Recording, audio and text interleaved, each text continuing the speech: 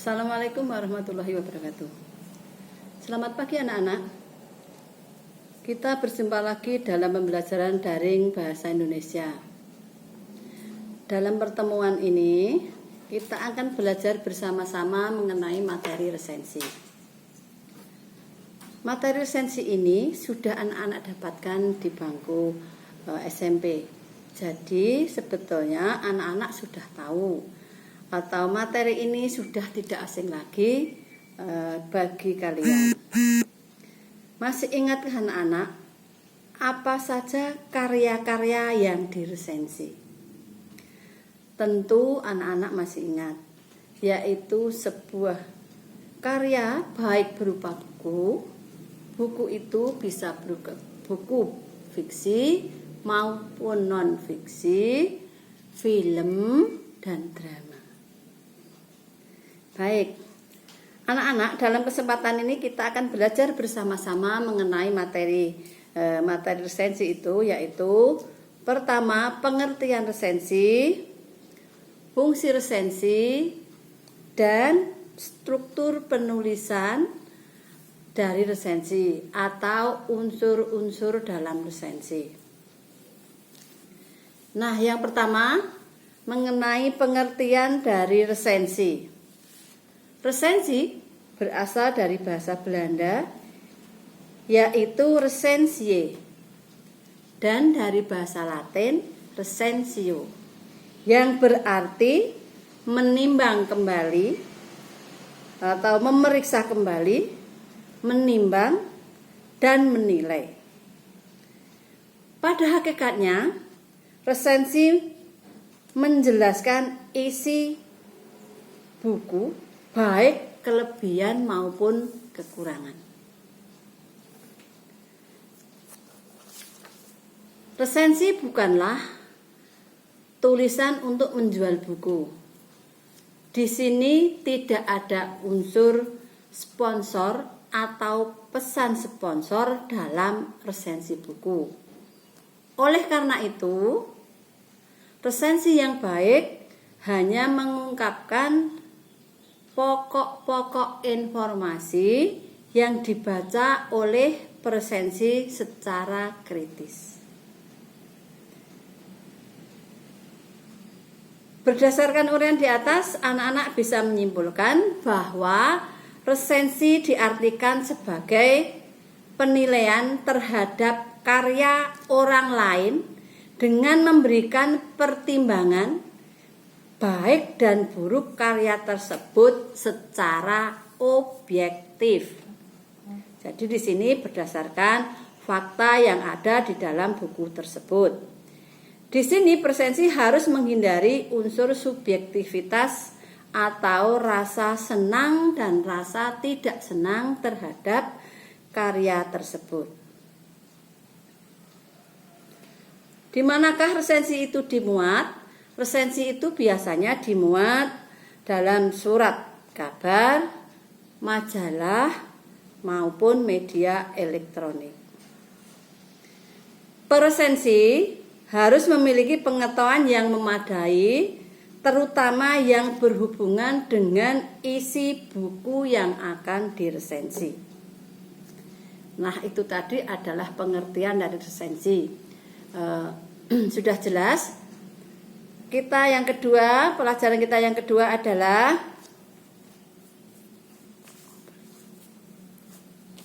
fungsi dari resensi. Fungsi dari resensi ini dilihat dari mana fungsinya. Nah, kita tinjau dari penikmat dan pemakai dari resensi tersebut. Berdasarkan fungsinya ada 3, yaitu pertama bagi penulis, kedua bagi penerbit, ketiga bagi penerbit media massa. Bagi penulis, untuk apakah resensi itu? Sebagai bahan umpan balik dan sarana mengenai buku yang ditulis. atau saran-saran buku yang ditulis itu sebagai umpan balik. Yang kedua adalah bagi penerbit, meresensi buku berfungsi memperkenalkan buku-buku yang diterbitkan. Buku itu bisa diterima di masyarakat atau tidak. Yang ketiga, buku itu sebagai resensi itu sebagai fungsi bagi penerbit media massa. Resensi buku bisa dimanfaatkan sebagai sarana dalam menguji suatu topik atau masalah. Selain itu, pembaca menggunakan resensi sebagai sumber informasi buku itu baik atau tidak baik, layak dibaca atau tidak layak. Jadi itu adalah fungsi dari resensi. Saya ulangi, resensi itu ada fungsinya ada 3 berdasarkan penikmat atau pemakainya. Yang pertama adalah bagi penulis, bagi penerbit media massa. Yang ketiga, materi yang ketiga adalah unsur-unsur dari resensi atau struktur di dalam penulisan resensi.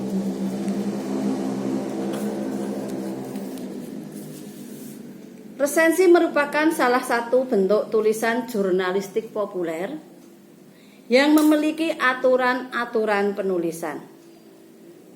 Aturan-aturan itu berdasarkan unsur-unsur pembangun resensi. Setiap media massa itu mempunyai pola yang berbeda-beda dalam menyajikan sebuah resensi. Akan tetapi dalam menulis itu harus mengandung unsur-unsur resensi tersebut atau unsur-unsur yang sudah ditentukan. Unsur-unsur dalam penulisan itu ada 3. Yang pertama adalah pendahuluan, isi, dan penutup. Nah, sekarang yang pertama adalah pendahuluan berupa judul resensi. Judul resensi harus sesuai dengan keseluruhan isi resensi atau judul itu mencakup isi secara keseluruhan isi buku. Berilah judul yang menarik agar orang lain penasaran dan mau membaca buku tersebut. Yang kedua adalah identitas buku. Identitas buku mencakup judul buku, pengarang, penerbit, tahun terbit, cetakan ke titik-titik, cetakan ke berapa, dan jumlah halaman. Yang dimaksud jenis buku di sini adalah buku itu bisa buku fiksi maupun buku non fiksi. Kemudian cetakan ke itu biasanya ditulis ada bab. Di dalam buku itu ada cetakan buku itu bab plus halaman, jumlah halaman. Yang ketiga adalah pendahuluan atau pembuka resensi. Bagian pendahuluan berisi landasan berpikir peresensi, landasan berpikirnya. Bagian pendahuluan mengemukakan tema dan deskripsi buku secara singkat. Itu merupakan pendahuluan. Yang kedua yaitu isi resensi. Itu tadi merupakan pendahuluan. Kemudian yang kedua ini adalah isinya. Isi resensi merupakan inti dari resensi tersebut. Berisi apa? Bagian ini meliputi sinopsis atau isi buku secara ringkas, ulasan singkat buku dengan kutipan secukupnya, keunggulan dan kelemahan buku, tinjauan bahasa, dan kesalahan cetak. Nah, kita bahas satu persatu. Sinopsis isi buku Dalam bagian presensi mengemukakan pokok-pokok isi buku. Jika yang diresensi itu buku-buku fiksi, presensi harus mengemukakan unsur-unsur yang berhubungan dengan masalah, watak, latar, dan tokoh, sehingga orang lain penasaran ingin membacanya. Yang kedua adalah kelemahan dan keunggulan dari buku itu.